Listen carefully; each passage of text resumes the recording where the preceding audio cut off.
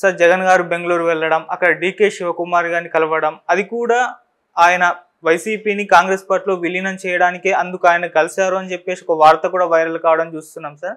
నిజంగా మరి వైసీపీని కాంగ్రెస్లో విలీనం చేసే అవకాశం ఉందా? అసలు ఎందుకు కలిసినట్టు సార్ ఆయన?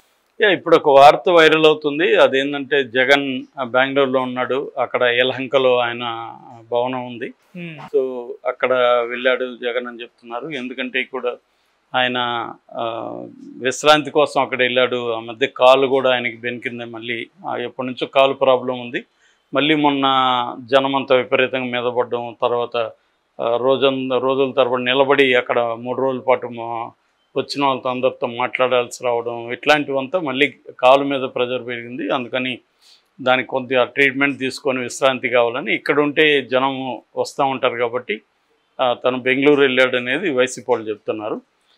వీళ్ళేమో తెలుగుదేశం వాళ్ళేమో ఆయన పారిపోయాడు, యలహంక ప్యాలెస్కి వెళ్ళిపోయాడు, ఇంకా 6 నెలలు రాడు, ఎందుకంటే తెలుగుదేశం ప్రభుత్వానికి 6 నెలలు టైం ఇద్దామని చెప్పాడు. సో 6 నెలలు రాడు అని వీళ్ళు చెప్తున్నారు. అయితే ఇప్పుడు ఒక కథనాన్ని తెలుగుదేశం ప్రచారం చేస్తుంది, ముఖ్యంగా తెలుగుదేశాన్ని సపోర్ట్ మీడియా. అదేంటంటే జగన్ కాంగ్రెస్లోకి తన పార్టీని విలీనం చేసేస్తున్నాడు అని ప్రచారం చేసింది. సో అందుకని ఆయన ప్రతిపాదన డీకే శివకుమార్ని అక్కడ కలిశాడు. ఎందుకంటే DK Shivakumar YS Rajasekhara Reddy close కాబట్టి డీకే శివకుమార్తో కలిసి ఇట్లా మీరు కానీ షర్మిలాని కానీ అక్కడ తప్పిస్తే, షర్మిలాని కానీ తీసేస్తే నేను వైఎస్ఆర్సీపీని కాంగ్రెస్లోకి విలీనం చేసేసి కాంగ్రెస్ పార్టీ అధ్యక్షుడిగా నేను పనిచేస్తాను ఆంధ్రప్రదేశ్లో అని ఆయన ప్రపోజ్ చేసినట్టుగా చెప్తున్నారు. ఎందుకంటే ఇప్పుడు కాంగ్రెస్కి కూడా ఈ 4 ఎంపీ సీట్లు వస్తాయి, రాజ్యసభలో 11 సీట్లు వస్తాయి. సో కాంగ్రెస్ బలం పెరుగుతుంది పార్లమెంట్లో. కాంగ్రెస్కి ఇప్పుడు 99 ఉన్నాయి. సో బలం పెరుగుతుంది. రెండోది ఆంధ్రప్రదేశ్లో కూడా జగన్ ఉంటే కాంగ్రెస్ బలం పెరుగుతుంది. సో నెక్స్ట్ 2029కి సెంట్రల్లో అధికారంలోకి రావాలి, ప్రధానమంత్రిగా రాహుల్ గాంధీ రావాలనుకుంటున్నారు. కాబట్టి ఆంధ్రప్రదేశ్లో బలం ఎట్లాగూ తెలంగాణలో, ఇటు కర్ణాటకలో బలం పెరిగింది, ఆల్రెడీ తమిళనాడులో మిత్రపక్షం ఉంది, కేరళలో ఉంది. కాబట్టి సౌత్లో జగన్ కానీ తమతో ఉంటే అక్కడ కూడా కాంగ్రెస్ బలం పెరుగుతుంది. ఇది కాంగ్రెస్ ఆలోచించే పద్ధతి. ఇటు జగన్కి జగన్ ఎందుకు విలీనం చేయాలనుకుంటున్నాడు అంటే తెలుగుదేశం లాంటి ఒక బలమైన పార్టీతో బీజేపీ కూడా కలిసింది, పవన్ కళ్యాణ్ కూడా కలిశాడు. ఇటువంటి ఒక బలమైన పార్టీతో మనం రీజనల్ లెవెల్గా ఉండి పనిచేయడం కష్టము. నేషనల్ లెవెల్లో కాంగ్రెస్ పార్టీ లాంటి దాంట్లో ఉంటే మనకి ఇండియా కూటమి అండ ఉంటుంది. రేపు ఖచ్చితంగా ఇప్పుడు కాకపోయినా నెక్స్ట్ 5 years తర్వాత కాంగ్రెస్ అక్కడ ఇండియా కూటమి అధికారంలోకి వస్తుంది.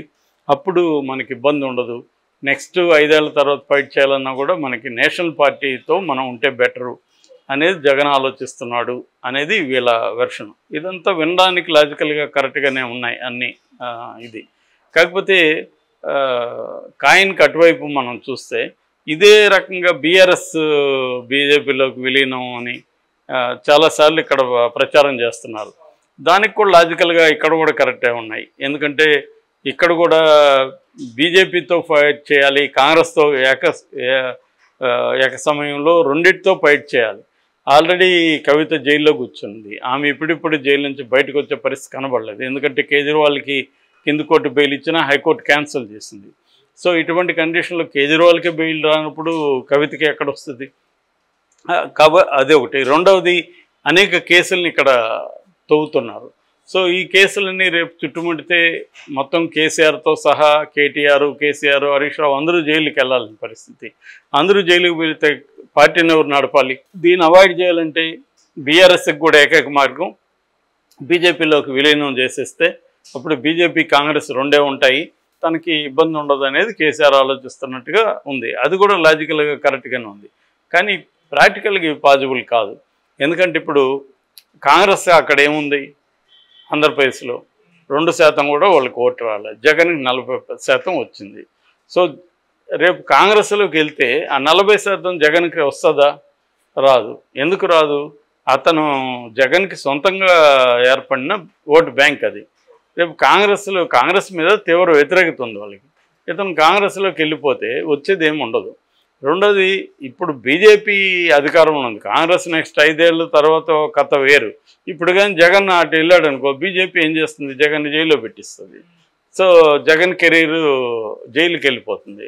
సో ఆల్రెడీ చంద్రబాబు వండుకో ఊవిళ్ళు ఊడుతున్నారు ఎప్పుడెప్పుడు జైల్లో పెడదామని. సో ఇటువంటి కాంటెక్స్లో జగన్ కాంగ్రెస్లోకి ఇప్పుడు ఎందుకు వెళ్తాడు? ఒకవేళ ఏమన్నా ఉంటే మీకేమన్నా బలం పెరిగి మీకేమన్నా నా 4 ఎంపీల అవసరమైతే నేను మీకైనా మద్దతు ఇస్తాను. అది ఎప్పటి నుంచో ఓపెన్గా కూడా జగన్ చెప్తున్నాడు. మనకు ఇక్కడ ఆంధ్రప్రదేశ్కి ప్రత్యేక హోదా ఇచ్చే ఏ పార్టీకైనా నేను కేంద్రంలో మద్దతు ఇస్తాను నేను ఎప్పుడో చెప్పాడు, కాంగ్రెస్ అయినా బీజేపీ అయినా. కాబట్టి అది ఇవ్వడానికి రెడీగా ఉంటాడు తప్ప ఇప్పటికిప్పుడు కాంగ్రెస్లో అతను ఎందుకు విలీనం చేస్తాడు? ఇదంతా ఏంటంటే నేను అనేక వీడియోల్లో చెప్తున్నట్టుగా వైసీపీని ఆల్రెడీ అది ఆయన ఎవరు అయ్యన్న పాత్రుడు చెప్పినట్టుగా ఓడిపోయాడు కానీ చావలేదు కాబట్టి చంపేయాలి అనేది. అది అందుకోసం రకరకాల పుకార్లు రోజుకోటి వస్తూనే ఉన్నాయి, ఇంకా వస్తూనే ఉంటాయి. ఇవి క్రియేట్ చేయాలి.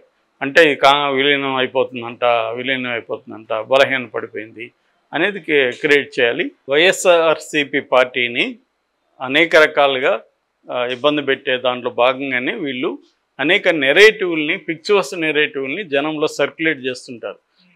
అందులో భాగంగానే వైఎస్ఆర్సీపీ పార్టీ పని అయిపోయింది, ఇది కాంగ్రెస్లో విలీనం అయిపోతుంది.